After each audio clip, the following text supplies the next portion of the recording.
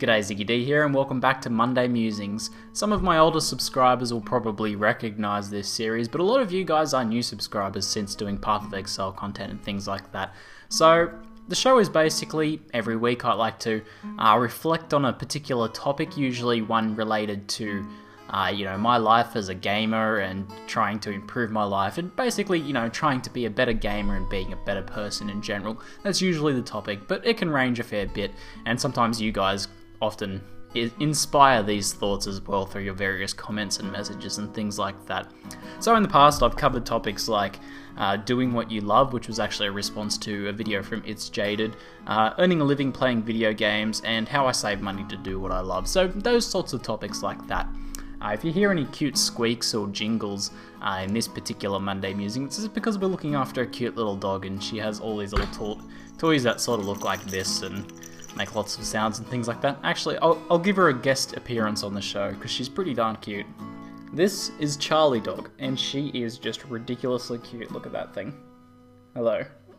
So anyway, back to Monday Musings.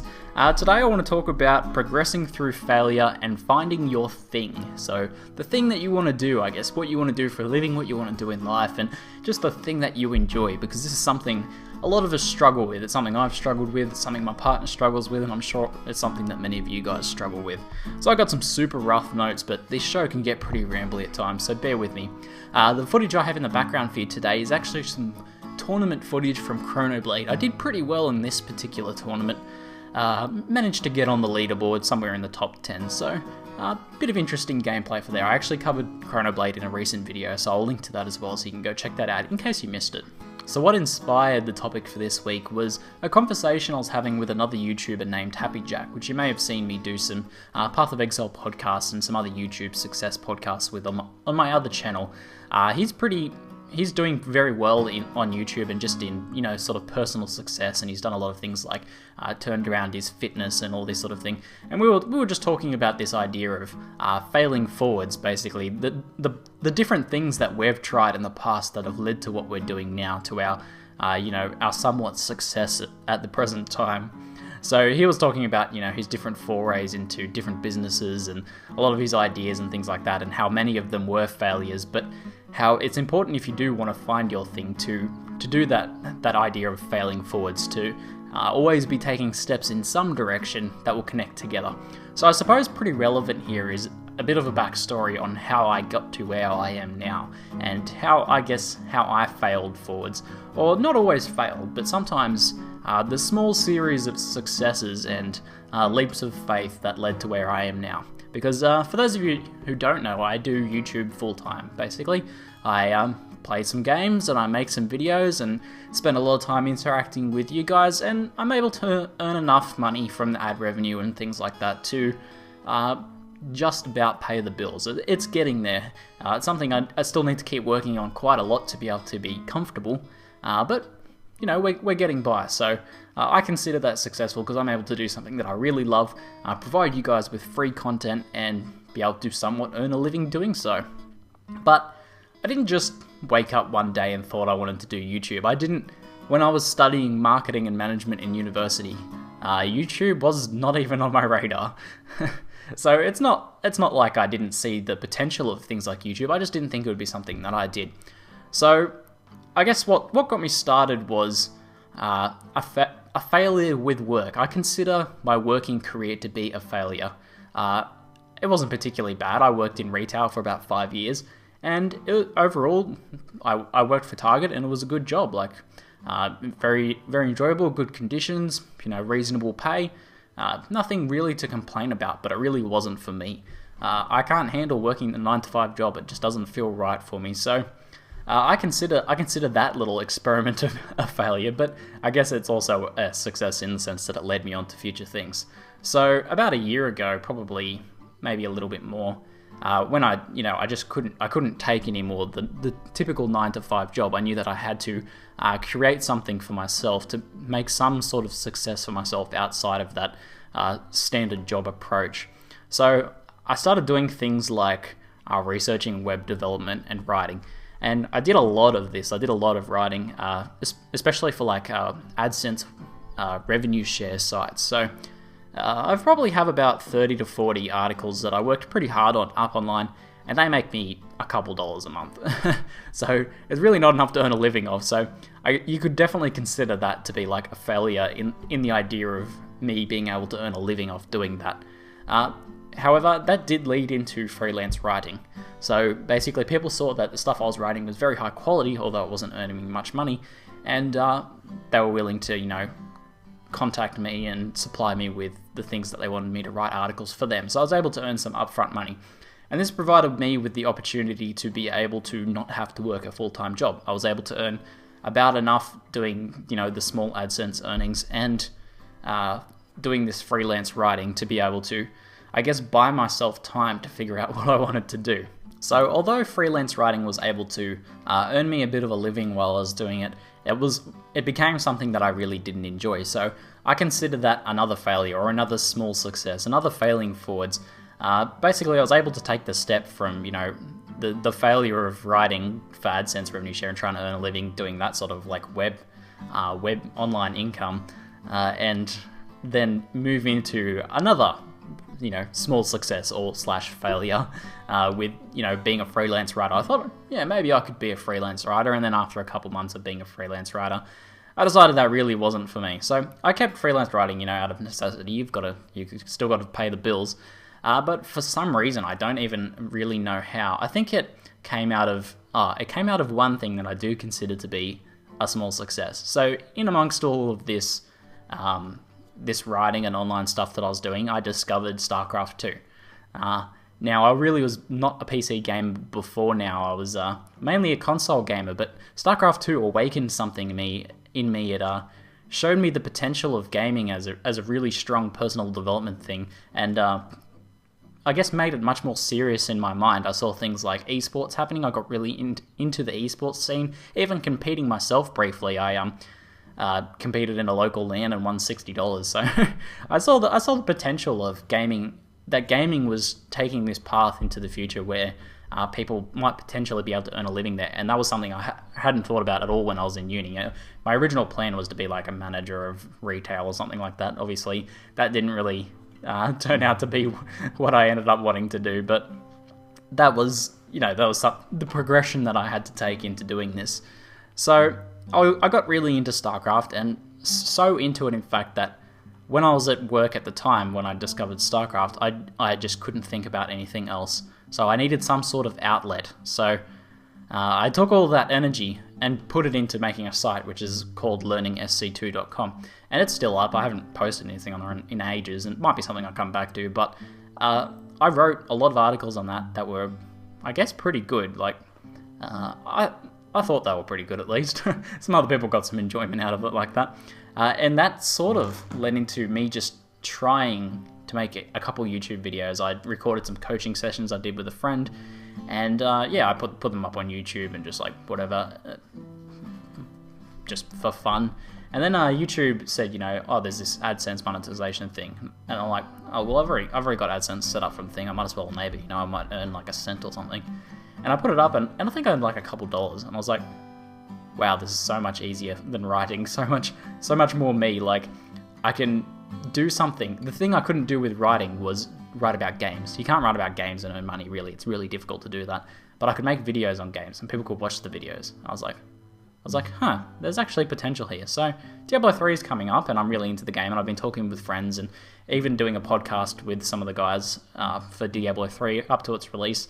And I've got the same sort of feeling I got with StarCraft 2, where I really wanted to, have an outlet. So I thought I'll start making videos instead of writing about it. So I made some videos, and in about the second month or third month of YouTube, I broke the $150 mark for AdSense, which means that you can get paid out.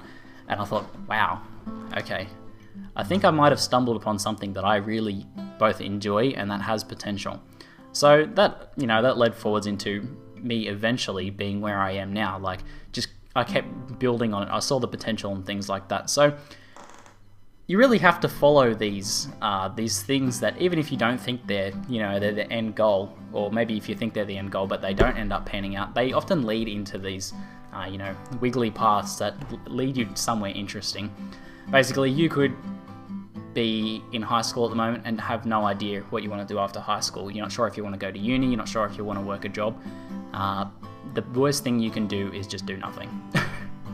At least go to uni and do something random. Like it could be, you start looking at, you do biology in uni, and although biology might not be something you end up being interested in at all, that could lead to something else. You could get a job out of that, or you could find one particular small thing that interests you in that you then follow into, this chain of events that leads to something else. So on a similar sort of note, my partner Amy is really in that position at the moment where she does not know what she wants to do. Like, she knows that she's interested in some things that she's done from work, like catering. She's interested in making food. She likes baking and doing all that sort of thing. She was also really interested in IT. She's done things like hosted Minecraft servers and things like that.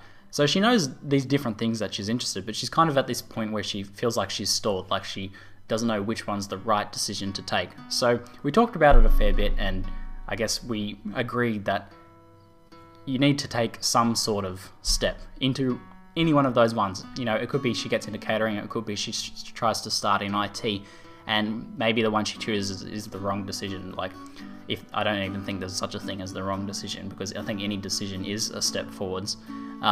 Even if that ends up being a failure, it'll be failing forwards. It'll be a progression through failure, because you'll either know that that's something you don't want to do, or that'll lead on to something you do want to do. So she could work in IT, and then she could discover that from that she learned some skills about how to build computers, and then she decides she wants to start her own computer building business or something like that. There's like these endless opportunities that only arise when you take some sort of step forwards. So this really highlights the idea of challenging yourself as well. I was reading a book recently. It's called Thinking Fast and Slow, and it's just about how the mind works and how there's these two different systems in your brain. There's the system one, which is like, I guess it's like your autopilot, and then there's the system two, that's where you're really actively thinking about something. So the perfect example of this is when you're driving home. You're driving home from work, or driving home from school, or riding home from school, or whatever, doing a route that you often do, and it's basically muscle memory. And you get home and you realize, I have no memory of that entire journey. And that's kind of scary. And the same thing happens just in life in general. Like, you keep doing the same thing, or you keep not taking any steps into anything new, not challenging yourself, and you just go on this autopilot, and you don't really learn anything, you don't grow, and you don't really progress anywhere. An interesting study that was highlighted in the book that I looked at, Thinking Fast and Slow, was that they gave these people they were like sort of intelligence tests, logic tests, but the questions had an obvious answer that was wrong, but a less obvious answer that if you really thought about the question for a few minutes, you would realize that the less obvious one was right. So they had two sets of people take this test. One set of people were just in a comfortable environment, and the vast majority of them picked the obvious but wrong answer, which I guess is what you do when you're on autopilot, basically. And then the second group of people, they put them in a room with poor lighting, and they had like the font hard to read and things like that. Made it a bit more difficult so that they actually had to really focus on the task they were doing. And the vast majority of those people picked the less obvious but correct answer. Now the reason for this is that when you challenge yourself, you engage your system too, the harder thinking part of your brain. And the same thing can happen in life. Like my geography teacher once said, today when you go home, drive a different route home, because you'll actually think about it and you'll learn something. And I did, and you do that, and you realize you don't go on autopilot if you have to think about the route you're taking. And that's what I think we really need to do in life as well. We really need to think about the route we're taking, to challenge ourselves, do something a little bit more difficult each day. So I guess when I try to make videos, I could make the same videos I've made in the past. I could make easy guides. I could make autopilot stuff, or I can like really challenge myself to create something new, like what I've done recently with the podcast.